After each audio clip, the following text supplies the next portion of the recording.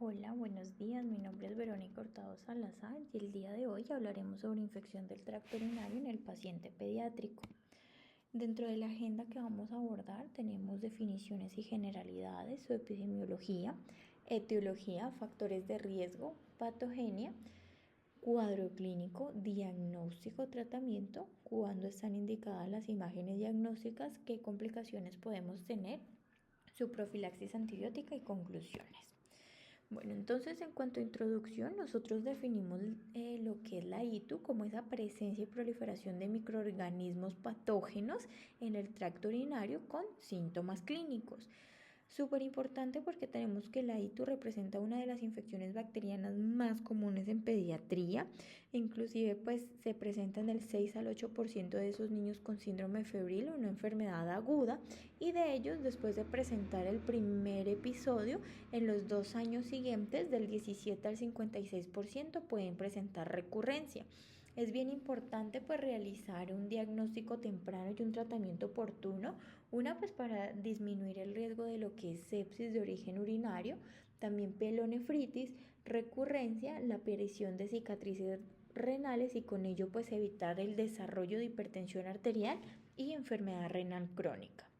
En cuanto a definiciones, nosotros tenemos lo que es bacteriuria, que es esa presencia de bacterias en la orina, con o sin infección. Cuando ya hablamos de bacteriuria asintomática, ya es un recuento significativo de bacterias dependiendo del método de recolección, ya sea por sonda, siendo mayor a 50.000 o mayor a 100.000 si es por micción espontánea, pero en ausencia de signos y síntomas clínicos. También la podemos definir entre una ITU no complicada y complicada. Esa ITU complicada pues va a ser en esos niños donde tengan un tracto urinario morfológicamente anormal, ¿sí? O funcionalmente esté alterado, cuando tengan una función renal alterada y también se estén inmunocomprometidos. Por el contrario, pues una ITU no complicada van a ser el tracto urinario va a estar normal, no hay compromiso de la función renal y pues su sistema inmunológico va a estar competente. También las podemos dividir en una ITU atípica y en una ITU típica, como ya vamos a ver posteriormente cuando hablamos de etiología. Lo más frecuente es que sea producido por E. coli, ¿sí? Por lo tanto, cuando es producido por un germen diferente a E. coli, se habla que es atípica. También cuando no hay un curso adecuado, sino que por el contrario no hay mejoría luego de 48 horas de tratamiento, también se considera típica.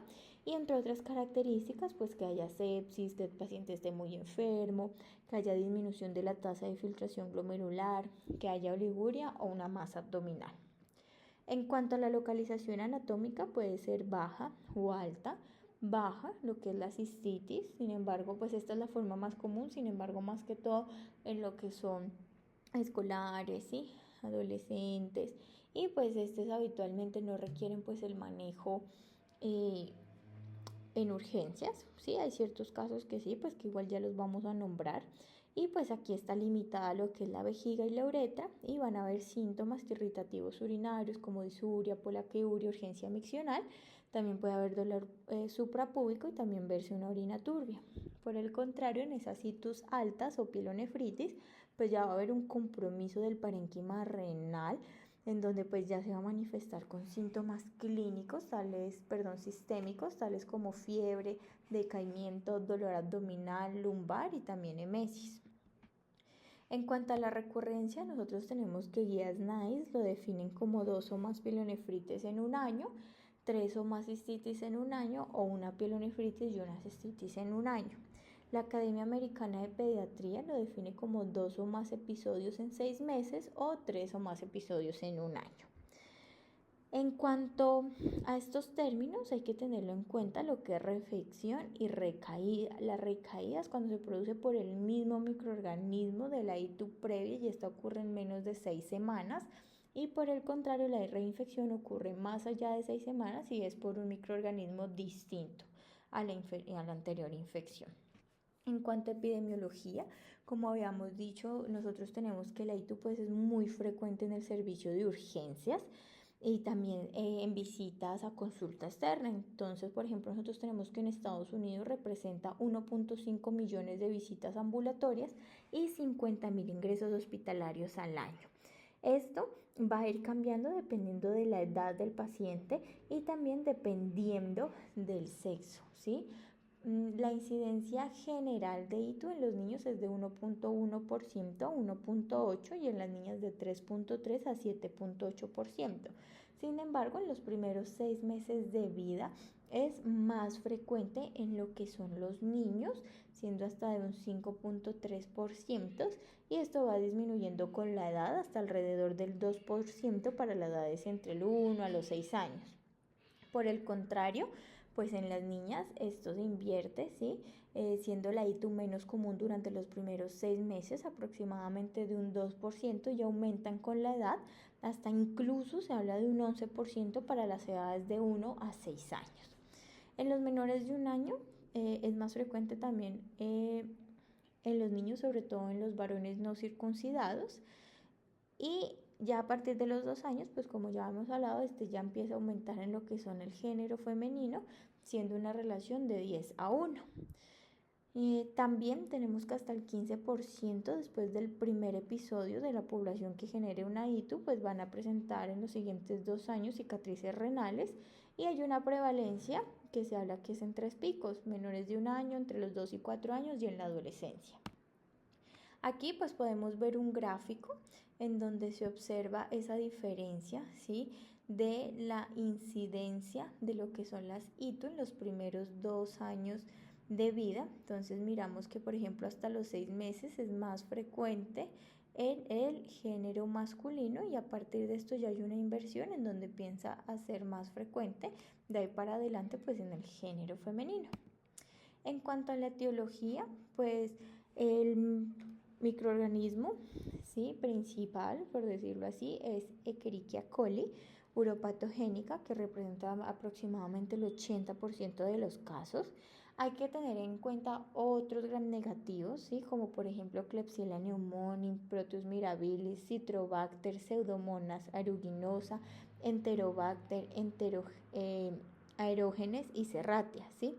Tenemos que, por ejemplo, Proteus, que tener en cuenta que también está relacionado a la formación de cálculos.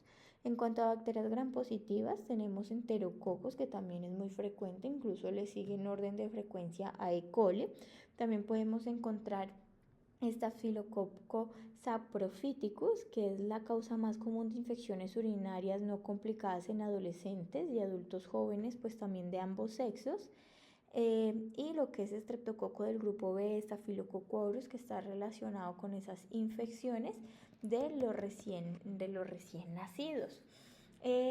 Tenemos que lo que es Pseudomonas, estreptococo del grupo B y Staphylococcus aureus se han visto relacionadas con esas infecciones que son producidas, por ejemplo, o asociadas a CACUT, a cirugías genitourinarias, cateterismos vesicales o antibióticos recientes. Recordar que las infecciones urinarias no solo se producen por bacterias, también pueden ser producidas por otros grupos de microbios como virus, y también como por ejemplo hongos. Entre los virus podemos encontrar lo que son adenovirus, enterovirus, ecovirus, coxsackievirus, y el adenovirus, que puede estar relacionado con la cistitis hemorrágica. En cuanto a los hongos, pues que más que todo están relacionados con esos pacientes unidos pues con catéter vesicales permanentes, anomalías del tracto urinario, el uso prolongado de antibióticos de amplio espectro e inmunosuprimidos, y dentro de estas pues tenemos Cándida, Cryptococcus neoformans y Aspergillus. Aquí pues encontramos esta tablita en donde se ve el orden de frecuencia, siempre pues E. coli de primero, ¿no?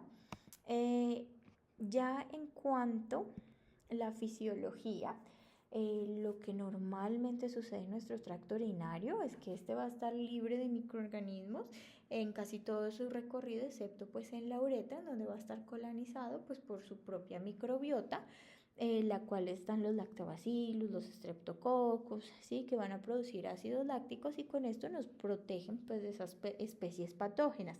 Sin embargo, cuando hay el uso irracional de estos antibióticos, me genera una disbiosis que me va a generar o me favorece la colonización e infección por patógenos multiresistentes.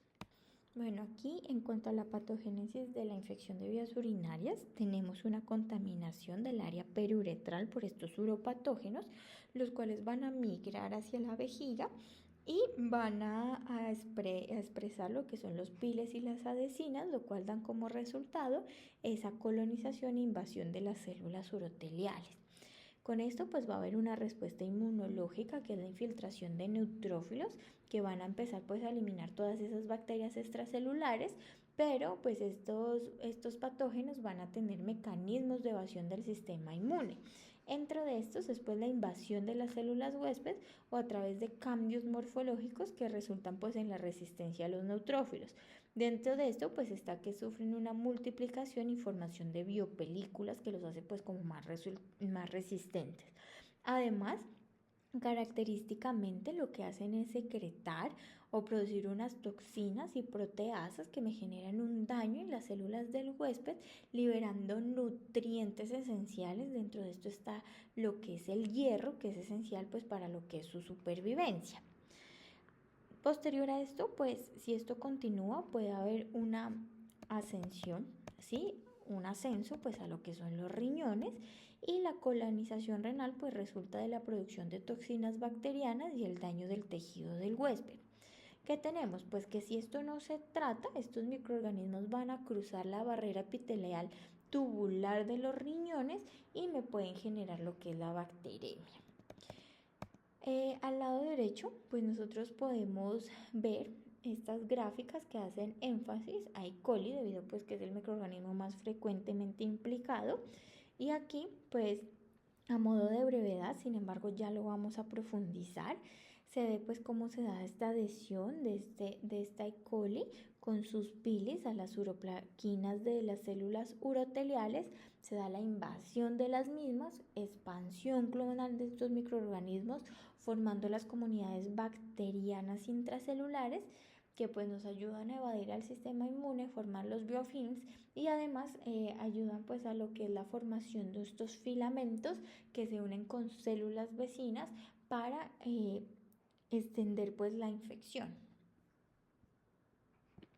Ya aquí, sí, pues para ampliar otro poquito más acerca de la fisiopatología de E. coli, nosotros tenemos que lo que va a hacer es que va a tener diferentes pilis. Dentro de esto se destacan 4, y el pili tipo 1 lo que se encarga es de unirse a lo que son las uroplaquinas de las células uroteliales, y por medio de la activación de GTPases me genera un cambio conformacional en la actina que me genera esa invasión de la bacteria dentro de la célula, se ingresa, ¿listo?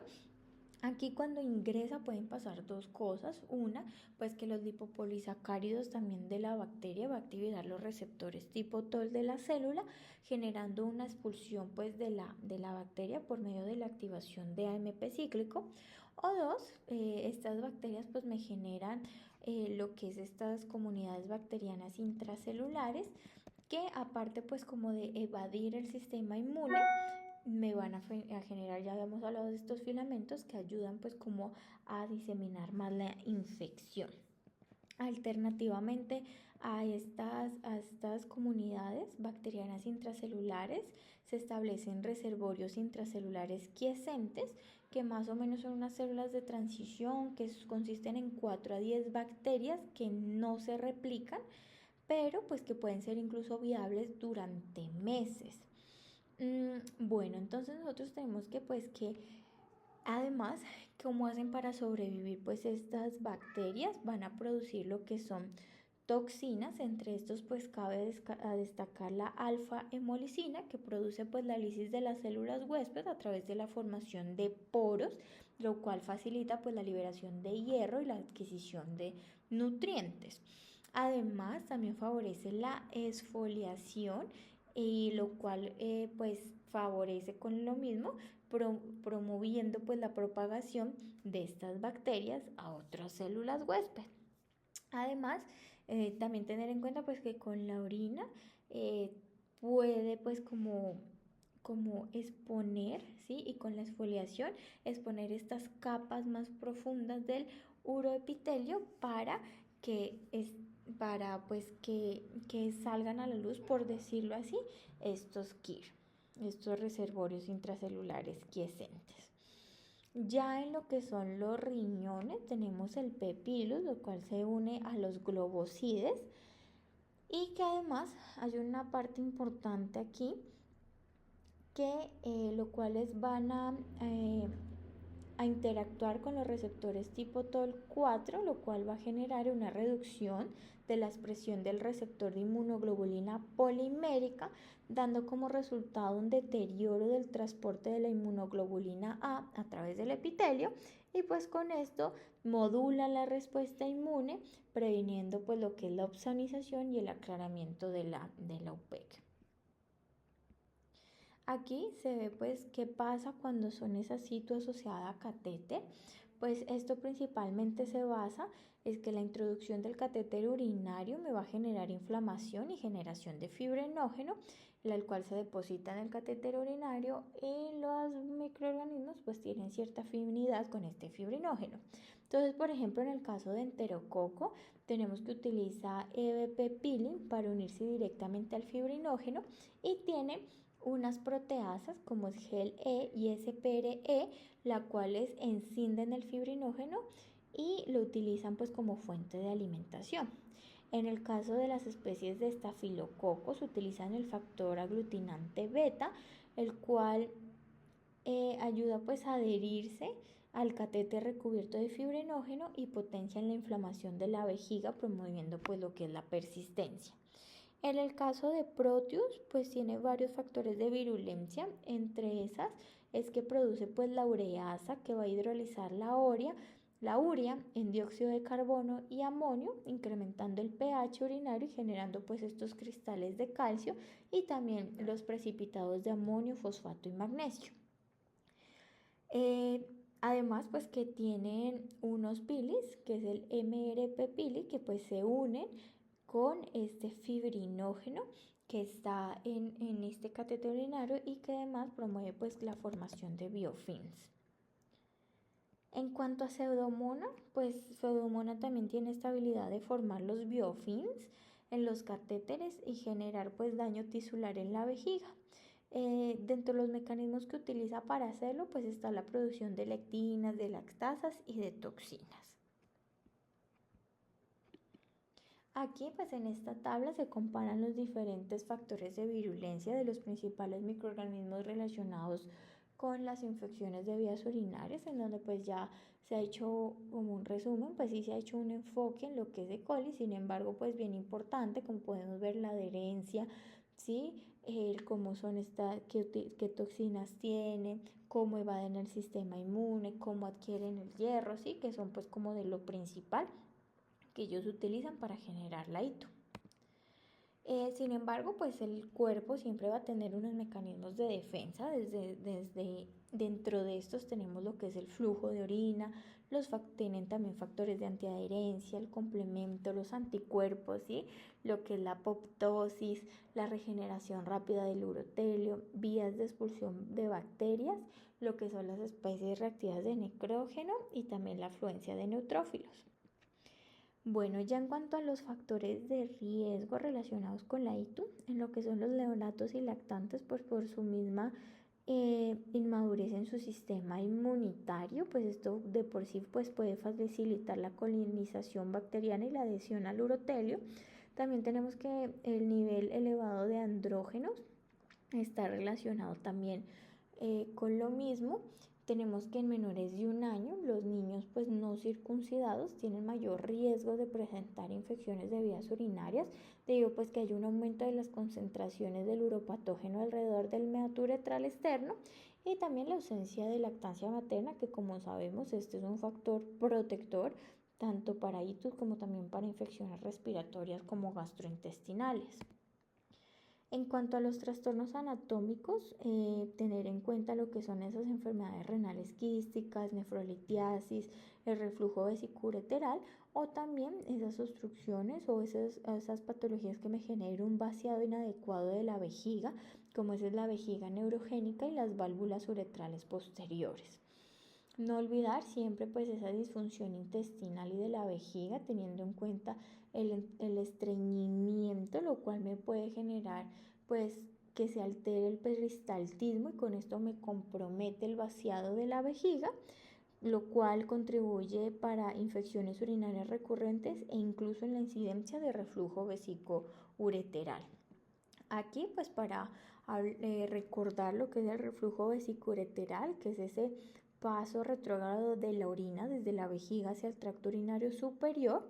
Esta es una anomalía urológica frecuente en los niños, que puede ser primaria o secundaria. Primaria, pues cuando hay un cierre incompetente y no adecuado de la unión uretero-vesical, o secundaria, pues cuando hay una presión de emisión anormalmente alta en la vejiga que provoca un fallo en el cierre pues de esta unión uretero-vesical. Hay diferentes grados, ¿sí? Entonces tenemos el grado 1 en donde hay reflujo al ureter pero no hay dilatación. En el grado 2 hay reflujo que llena el ureter y hasta el sistema colector, pero tampoco hay dilatación. En el grado 3 ya hay dilatación leve de los cálices renales.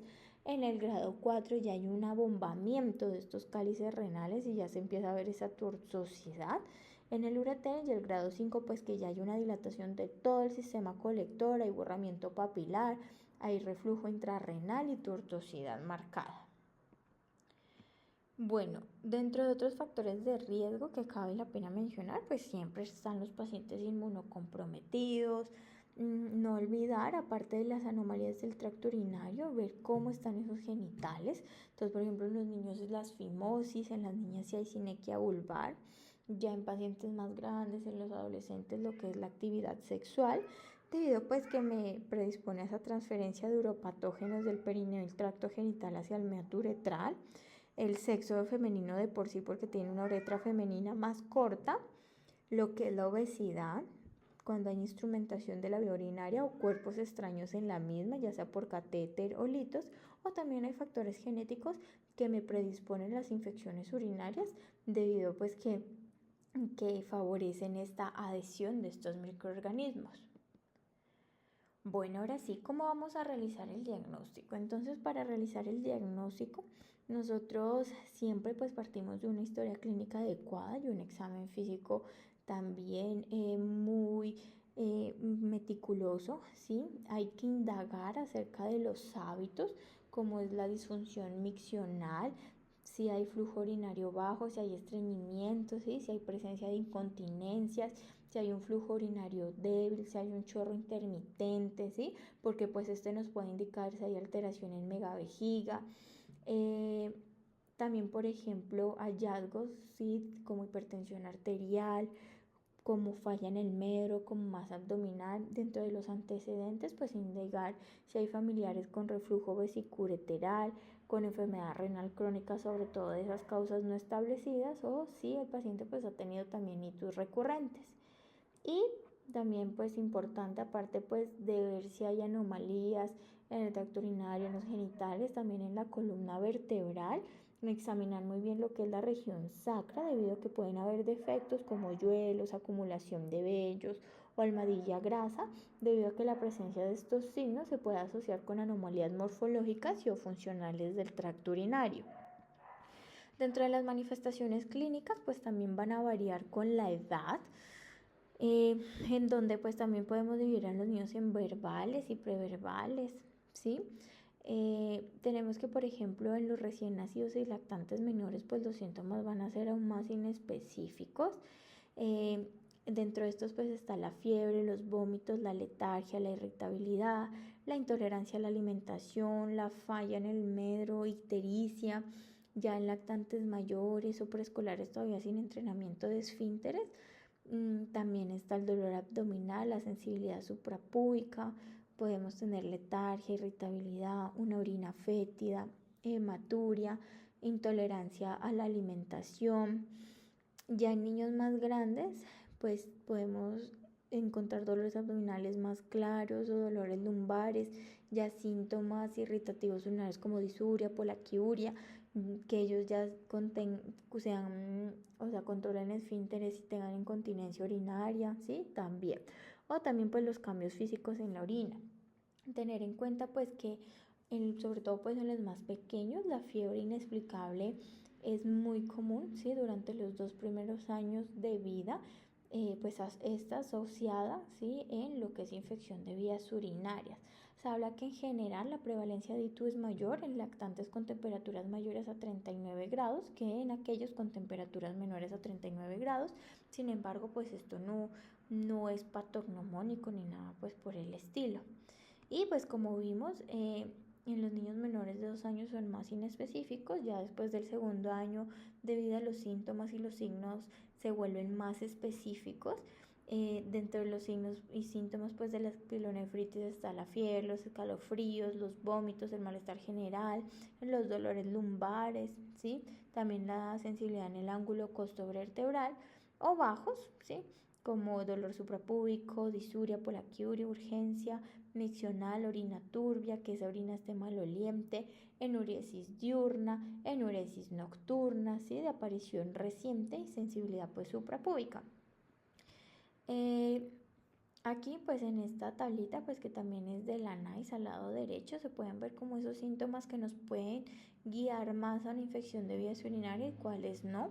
Entonces, por ejemplo, tenemos la disuria que nos indica más una infección de vías urinarias, un aumento en esa frecuencia urinaria, que la orina huela mal o se vea turbia, ¿sí?, lo que es hematuria, el dolor abdominal, ¿cierto?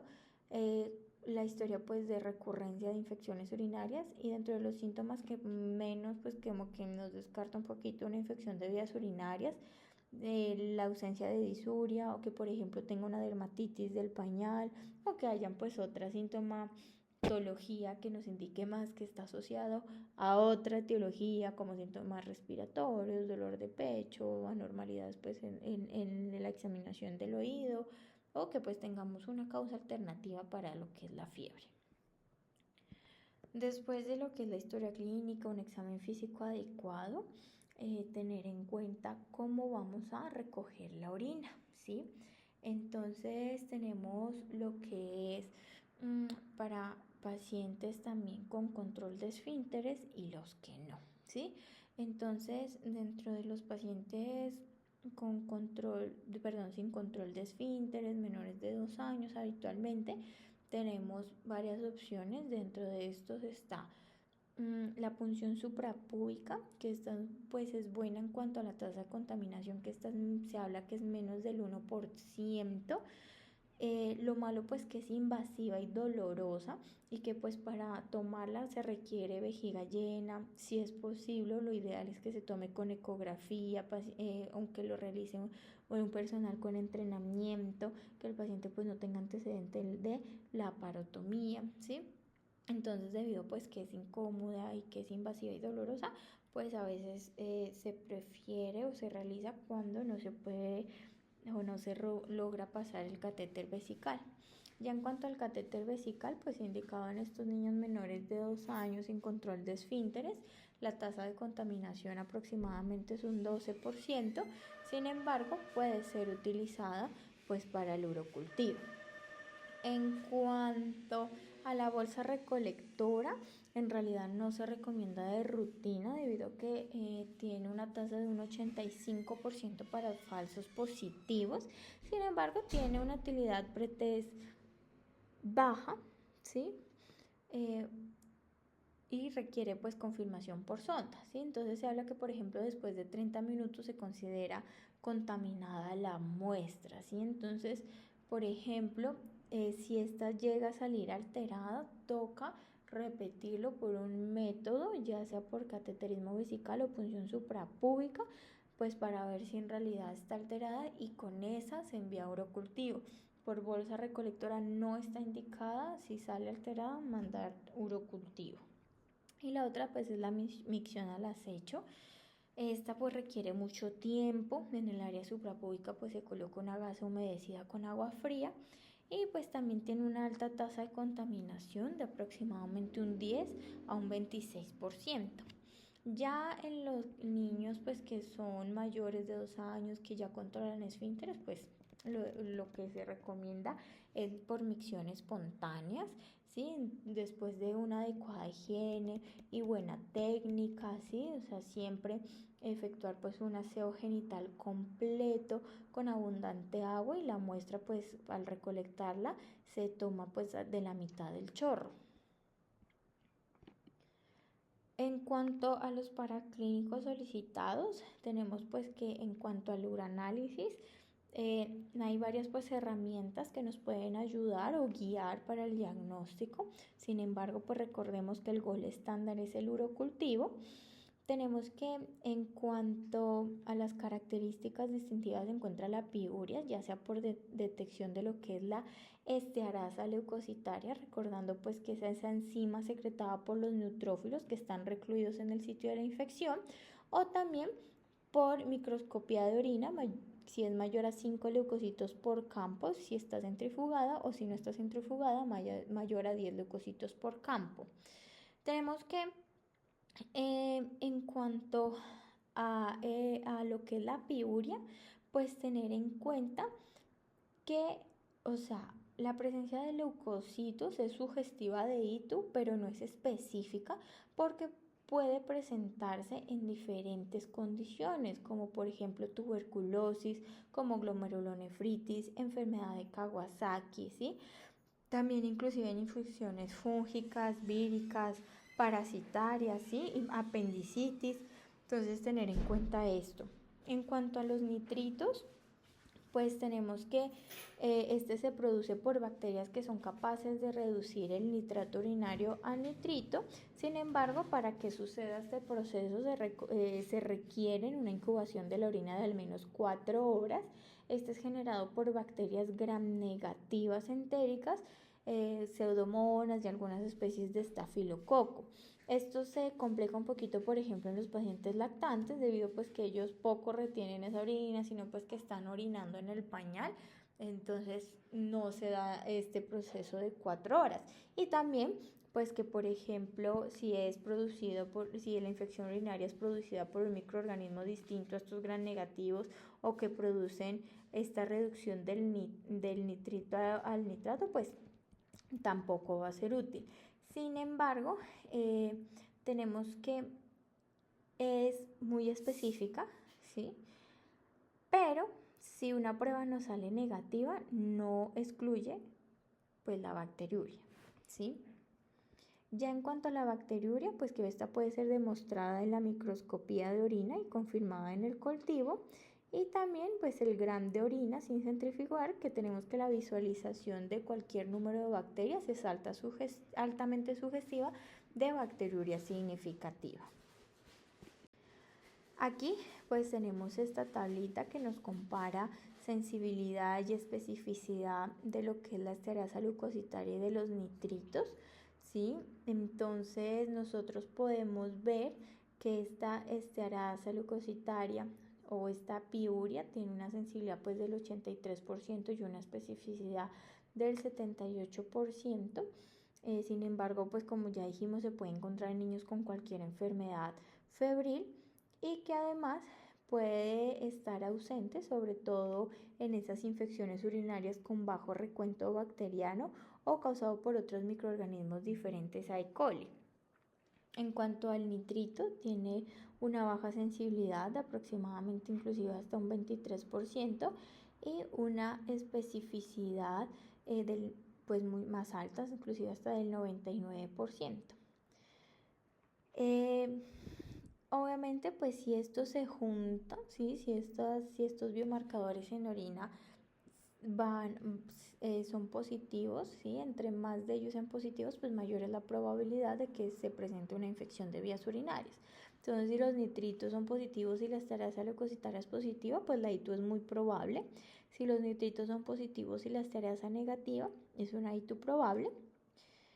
Si, por ejemplo, los nitritos son positivos y la estearasa leucocitaria es positiva, pero nitritos negativos, la ITU es poco probable. Y si los dos son negativos, pues la verdad es muy improbable. En cuanto al urocultivo, pues recordando que este es el gol estándar para ITU, recordar que para urocultivos se acepta si son las muestras recolectadas en menores de 2 años por punción suprapúbica o cateterismo vesical y mayores de 2 años con control de esfínteres por micción espontánea. Les recuerdo pues que la bolsa recolectora no está recomendada. Bueno, también en cuanto al urocultivo va a ser positivo dependiendo del método de recolección. Entonces, tener en cuenta que, por ejemplo, cuando se aíslan 2 o más patógenos se consideran contaminación, y dentro de estos microorganismos sugestivos de contaminación está Lactobacillus, Corynebacterium, Staphylococcus epidermidis, Streptococcus viridans. Y en cuanto a los valores positivos, pues por ejemplo, si es tomado por catéter vesical, si es mayor a 50.000 unidades formadores de colonia de un mismo patógeno. Sin embargo, se ha visto que se puede considerar positivo si es de 10.000 a 50.000 en neonatos, en inmunosuprimidos o malformaciones urinarias. En micción espontánea es mayor a 100.000 unidades formadores de colonia, y punción suprapúbica cualquier recuento, o en el caso de gram positivos, pues si es mayor a 1.000 unidades formadoras de colonia. ¿Cuándo se indica urocultivo de control? Si no hay respuesta al tratamiento dirigido o cuando se requiere realizar una cistoretrografía miccional. En cuanto a las guías NICE nos dice, en cuanto al urocultivo, pues que en menores de 3 meses con sospecha de ITU siempre urocultivo. En los niños de 3 meses a 3 años, si las tearasa y los nitritos son positivos, se dan antibióticos empíricos y se procesa el urocultivo. Sin embargo, si ambos son negativos, no dar antibióticos, pero enviar el urocultivo si la clínica es altamente sugestiva. En mayores de 3 años, pues si los dos son positivos, se da antibiótico y se procesa el urocultivo. Si los nitritos son positivos y la esterasa negativa, se procesa el urocultivo y se da antibiótico. Si la esterasa es positiva y los nitritos son negativos, no dar antibiótico y se puede procesar el urocultivo. Y si ambos pues son negativos, se descarta pues la infección. En cuanto a otras pruebas para solicitar en lo que son los estudios de sangre, pues NICE y Academia Americana de Pediatría no tienen recomendaciones para ello. Guías italianas de ITU pues nos habla que no son necesarios para identificar el sitio de infección, sin embargo que pueden ser indicados en pacientes hospitalizados, lo que es el hemograma, la PCR, la procalcitonina, función renal y sí o sí en menores de 3 meses. En cuanto a guías europeas, pues nos habla que sí, que en la situs febril se pueden tomar hemograma, electrolitos, procalcitonina, o en pacientes pues ya gravemente enfermos, lo que es la toma de hemocultivos. Bueno, ahora sí hablaremos de lo que son las imágenes utilizadas para infección de vías urinarias. Tenemos lo que es la ecografía renal y vesical, pues que su objetivo es evaluar las anomalías del tracto urinario, como la obstrucción, la nefrolitiasis, la masa abdominal o anomalías estructurales del riñón. Tenemos que tener en cuenta que pueden encontrarse hallazgos como dilatación ureteral e hidronefrosis que pueden sugerir un reflujo vesicureteral, pero pues no es la modalidad diagnóstica para el mismo. ¿Cuál es la indicación de la ecografía para ITU? Tenemos que todos los lactantes menores de 2 años con una ITU febril. Cuando creamos que hay una complicación, ¿sí? Para descartarla, ya sea un absceso renal o perinefrítico o una obstrucción uropática o una enfermedad severa que no mejora después de 48 horas, o cuando sean ITUs recurrentes con patógenos no E. coli, ¿sí? O que sean atípicas. En cuanto a la uretrocistografía miccional, pues este es el gold estándar para reflujo vesicureteral. Este pues nos ayuda a hacer una evaluación anatómica del tracto urinario inferior, una valoración de la vejiga y ureta. ¿Cuáles son las indicaciones de la misma en ITU? Pues una infección urinaria febril y que tenga, por ejemplo, una ecografía renal anormal, que tenga un aislamiento de un germen atípico, que tenga una DMCA anormal, ITUs recurrentes o por ejemplo riñón en herradura, riñón único, riñón ectópico, o que se tengan pues los antecedentes familiares de enfermedad renal estructural. En cuanto A las indicaciones que no son para ITU, pues la estrechez uretral, las valvas de uretra posterior, la vejiga neurogénica, el ureterocele, dilatación del uréter medio y distal y la malformación compleja. ¿Cuáles son los riesgos de la misma? Iatrogenia, ¿sí? Lo que es infección, trauma, incluso pues un trauma emocional, porque es pues un poquito bastante pues invasivo. Y también que requiere profilaxis antibiótica mínimo 3 días antes. En cuanto a la gammagrafía renal, que es la DMCA, que es el ácido dimercaptosuccínico, este pues sí es el gol estándar, es para evaluar lo que son las cicatrices renales y pues que además evalúa la longitud, forma, posición y función renal diferencial. ¿Cuáles son las indicaciones de ITU? Bueno, uno pues también recordar que debe realizarse 4 a 6 meses después del episodio agudo para que se permita desaparecer la reacción inflamatoria aguda, ¿sí? Se recomienda pues cuando son itus por germen atípico, itus recurrentes o cuando ya esa ecografía o esa uretrocistografía nos haya salido anormal. Aquí hay una comparación de las guías, ¿sí? En donde nos habla cuándo realizarse las imágenes. Entonces, en cuanto a NICE, AAP, la ecografía pues en todos los niños después de su ito febril, ¿sí? En menores de 2 años, en el caso de la AAP, y en la NICE en menores de 6 meses. Y pues igual invito a revisar detenidamente esta tabla, debido a que, por ejemplo, aquí, por ejemplo, en las guías europeas, en las italianas, pues la ecografía después de la ITU sí está indicada en todos los niños, ¿no? Entonces, por ejemplo, PRECOP, que también pues es las guías colombianas, nos dice pues que en todos los niños, después de la ecografía después de la primera ITU febril, la cistoretrografía, cuando son itus recurrentes, cuando la ecografía salió normal, cuando sea típica o menores de 6 meses, y la DMCA también reflujo vesicoureteral atípica y recurrente, así que es más o menos el resumen que les he dado. Bueno, en cuanto al tratamiento, pues ¿cuál va a ser el objetivo del mismo? Controlar la infección, evitar complicaciones y prevenir el daño renal. Tenemos que se debe realizar un tratamiento oportuno, ¿sí? Debido a que, por ejemplo, el retraso del mismo por más de 48 horas aumenta el riesgo de la formación de cicatrices renales en un 50%. Para empezar, pues dado que más del 80% es producido por E. coli, si se va a dar pues terapia antibiótica, debe estar dirigido frente a este germen. Y pues siempre importante guiarse, ¿sí? Por medio de la resistencia local. En cuanto a cuándo vamos a dar tratamiento antibiótico, pues cuando tengamos alta sospecha clínica de ITU y un uroanálisis sugestivo de infección. Y pues tener en cuenta que ITU no es igual a hospitalización, sino que van a haber ciertos factores, debido a que inclusive la mayoría de los niños pueden ser manejados en casa con hidratación, antipiréticos y antibióticos por vía oral. ¿Cuáles van a ser los criterios para hospitalizar? Menores de 3 meses, que se vean sépticos, que sean inmunosuprimidos, que tengan intolerancia a la vía oral, que tengan antecedente de un reflujo vesicoureteral de alto grado, que no se pueda asegurar un seguimiento correcto o que ya haya tenido un manejo ambulatorio oral y que se tenga pues un fracaso del mismo y que persista pues la fiebre tras 48 horas. En cuanto al antibiótico empírico que nos dice la Academia Americana de Pediatría, pues igual siempre revisar los patrones de susceptibilidad local. Nos habla que, por ejemplo, para lo que es cistitis en adolescentes, nitrofurantoína. Lo que es la cefalexina, pues es una buena opción, sobre todo pues cuando no son complicadas, ¿sí?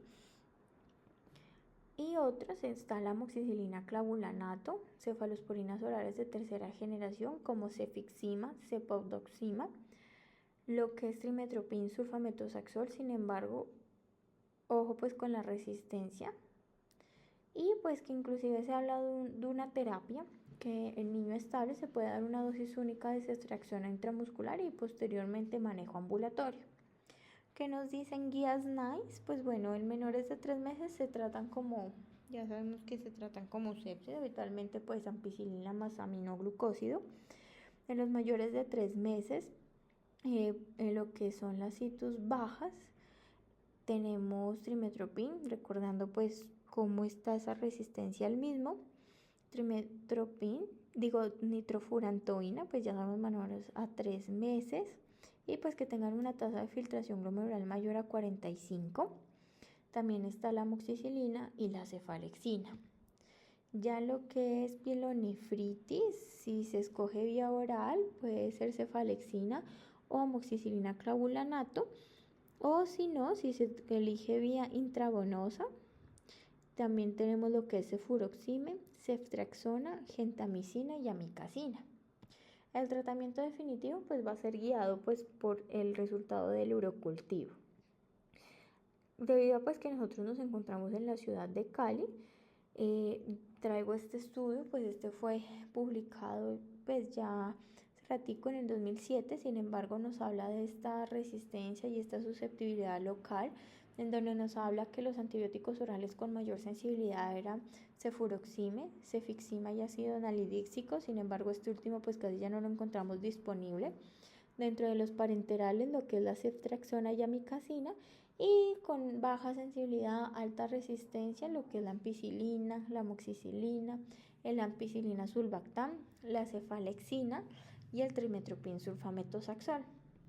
Este estudio publicado en Club Noel, también aquí en Cali, en el 2019, pues también nos resume que la resistencia persiste a antibióticos de uso usual como la ampicilina, como en el anterior estudio, también cefalotina y el trimetoprim sulfametosaxol. En cuanto a la duración del tratamiento, también difiere dependiendo de las guías.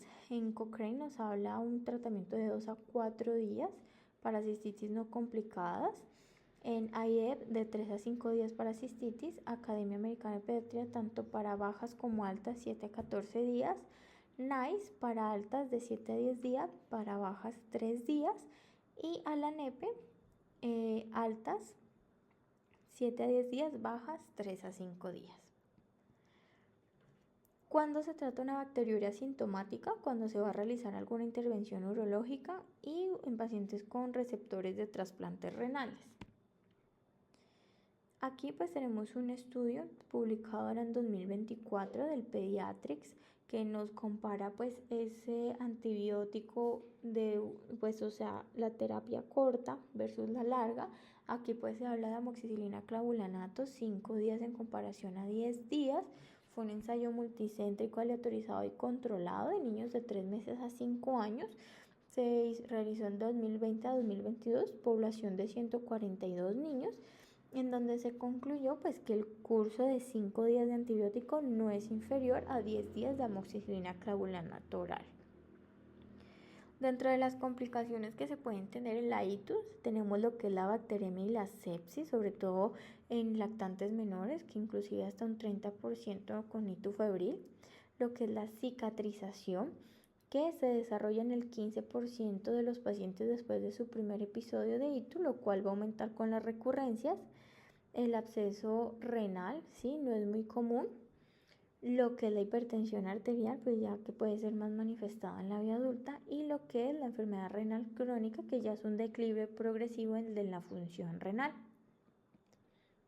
En cuanto a la profilaxis, pues no es recomendada de manera sistémica en lactantes y niños luego del primer episodio de itu febril. Se debe considerar en niños menores de 1 año con itu atípica y ecografía de vías urinarias alterada, o por ejemplo que tengan antecedentes de itu febril y reflujo vesicureteral de cualquier grado. Ya en mayores de 1 año, ¿sí? Que tengan el antecedente de itu y un reflujo vesicureteral grado 4 o 5, que tengan una disfunción vesicointestinal y reflujo vesicureteral, o que sea recurrente a pesar de que estas vías urinarias se encuentren estructuralmente normal. En cuanto al tiempo, pues no hay un consenso como tal, sin embargo se habla que puede ser hasta el control de esfínteres o hasta 1 año después del último episodio de pielonefritis, con control cada 3 a 6 meses. Sin embargo, tener en cuenta que la profilaxis no hay evidencia que disminuya el riesgo de la formación de la cicatriz, sino pues como de estaito recurrente. ¿Qué antibióticos indicados? Lo que es trimestoprim, sulfamethoxazol, nitrofurantoína, amoxicilina y también lo que es la cefalexina. Tener en cuenta que en cuanto a trimestoprim, sulfamethoxazol no se recomiendan menores de un mes, nitrofurantoína no se recomiendan menores de 3 meses. Nosotros pues dentro de lo que más utilizamos es la cefalexina.